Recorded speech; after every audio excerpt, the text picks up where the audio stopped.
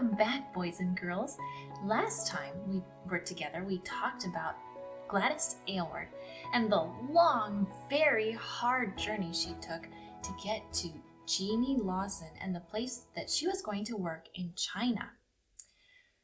It had been almost 2 whole months of riding trains and boats and buses and mules to get to the place she was going to work in Yangcheng, China.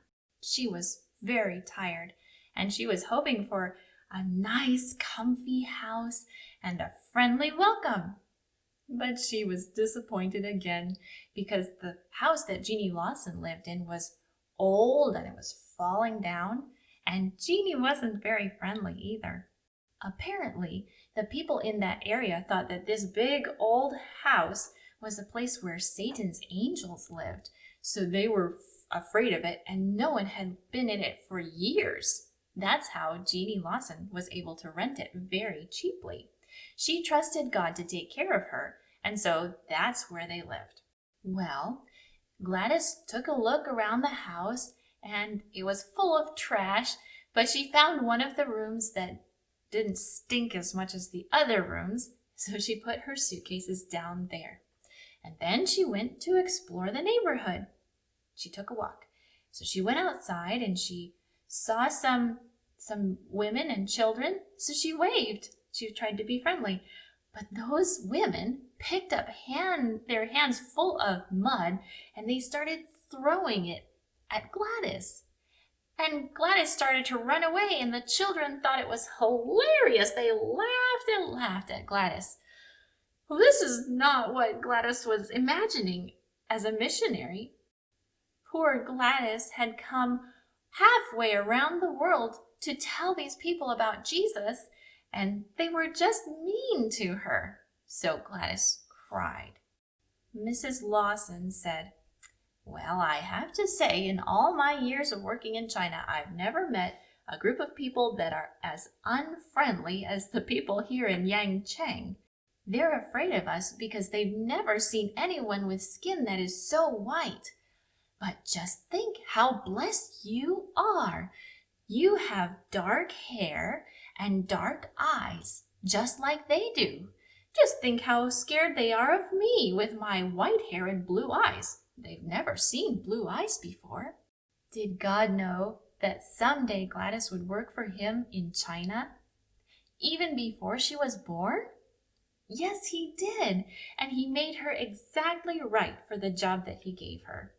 Isn't that amazing? She and Mrs. Lawson decided to take walks around the town, and maybe people would get used to them. Well, people did get used to seeing them around, and they stopped throwing mud at them, and now the women would only spit at them. But still, nobody would listen to Mrs. Lawson when she tried to talk to them. They were the only Christians in that whole area of China. So how were they going to tell them about Jesus? How would these people ever know about him? There's something interesting about Yangcheng. Yangcheng was a stop on a trail that went through the mountains, and many mule trains went up and down that trail, and they would stop for the night at these little towns.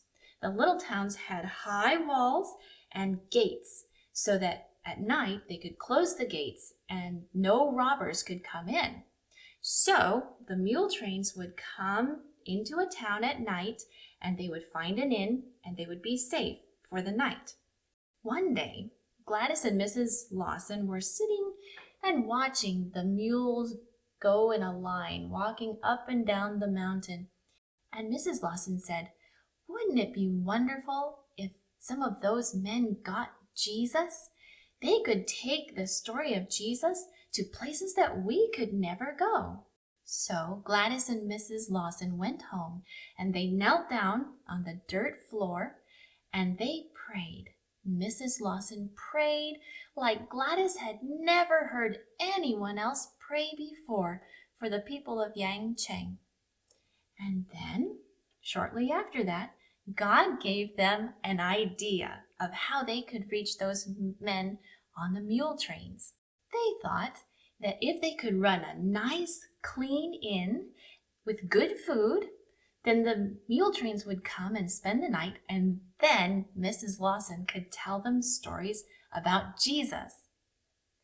So Gladys did most of the work because she was young and strong. She cleaned up all the junk in the house, and they put doors back on the door jambs, and they fixed it all up to look beautiful. And then they put a new name on the front of the door that said, "The Inn of 8 Happinesses." That was the name of their inn.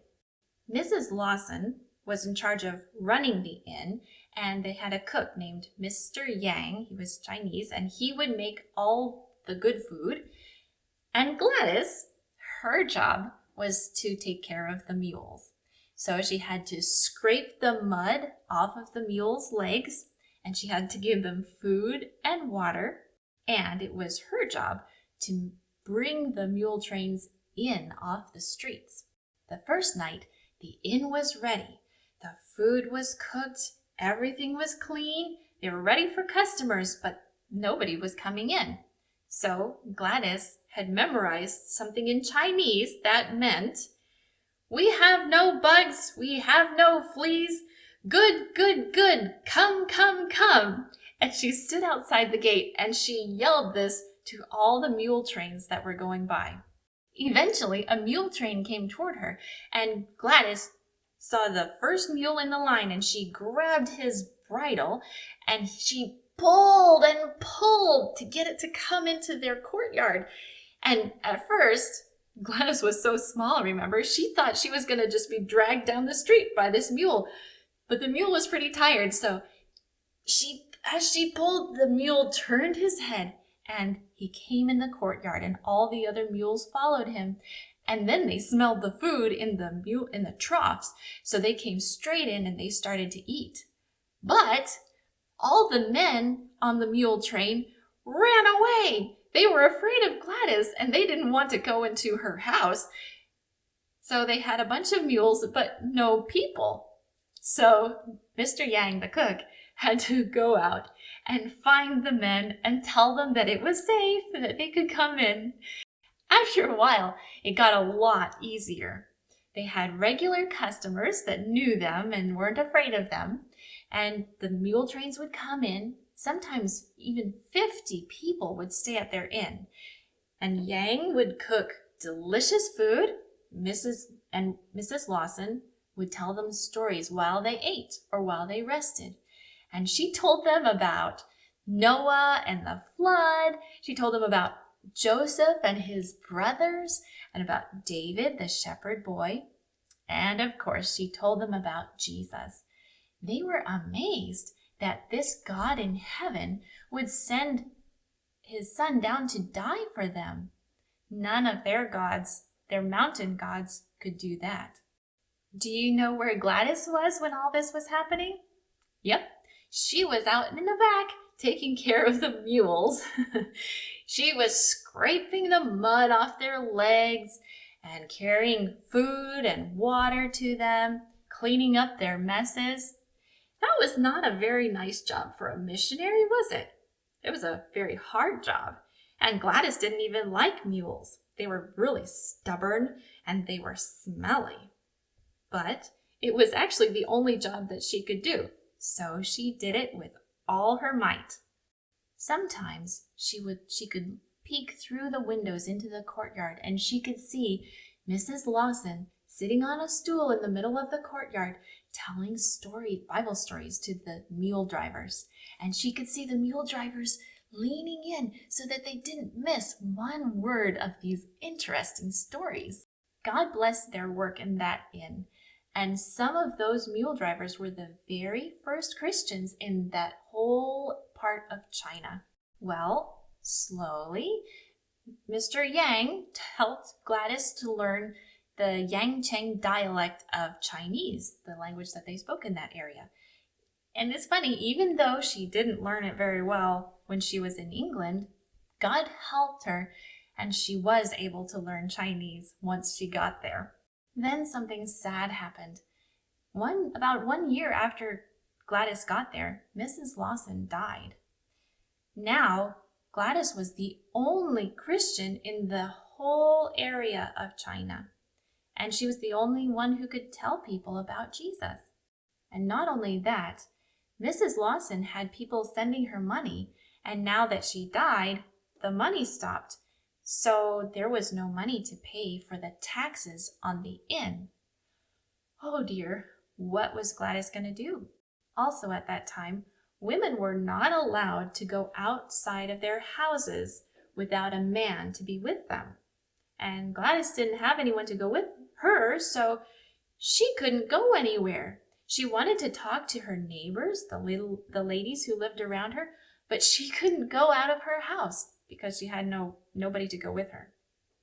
So Gladys was stuck in her house with no money, and she was the only missionary in that part of China. So what was she going to do? Do you think God had a plan? Let me read you a verse from the Bible. In Proverbs 3, verses 5 and 6, you might know this. It says, "Trust in the Lord with all your heart, and do not lean on your own understanding. In all your ways acknowledge him, and he will make your paths straight." Do you think that God knew that Mrs. Lawson would die? Yeah, he knew. Do you think that he had a plan for Gladys? Yes, he did. Does God have a plan for us, even when we have problems? Yes, he does. Let's ask God to help us trust him when we don't know what to do, okay? Let's bow our heads. Dear God, please help us to follow your plan and to trust you to work things out when we have problems. Amen. Well, Gladys prayed, and pretty soon God sent a very special visitor to the Inn of 8 Happinesses. Next time, I'll tell you about him and the special job God gave Gladys. I'll see you then.